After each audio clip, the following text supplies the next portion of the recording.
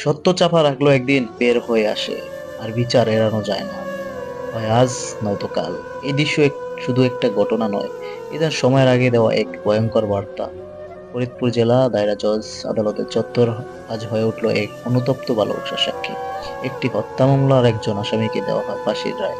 রায় শোনার পর ডান্ডা বেরিয়ে পড়া সেই কয়েদি ভাঙ্গা কণ্ঠে চাপা চাপা গিয়ে জড়িয়ে ধরেন স্ত্রীকে। চারপাশে নিঃশব্দতা, জনতার চোখে পানি, পুলিশের চোখেও কেমন জানি থমকে যাওয়া এক মুহূর্ত। এমন দৃশ্য দেখে কেউ বলছে, ভুল না করলে আজ এমন দৃশ্য দেখতে হতো না। একটা অপরাধ, একটা ভুল সিদ্ধান্ত পুরো জীবনটা শেষ করে দিল।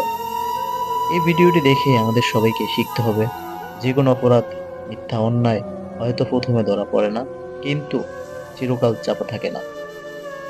আজকের এই ঘটনা শুধু একজন অপরাধীর গল্প নয়, এটা এক আগাম বার্তা আমাদের সমাজের প্রতিটি মানুষের জন্য, বিশেষ করে যাদের মন এখনো অপরাধের ছায়ায় ঢাকা।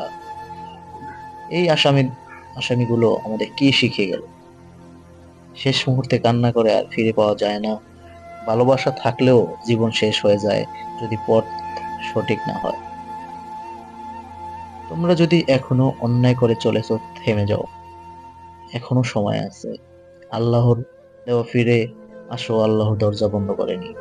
যেদিন বন্ধ হবে সেদিন শুধু পেছনে পড়ে থাকবে একটা লাশ, একটা কান্না, একটা শেষ হয়ে যাওয়া গল্প।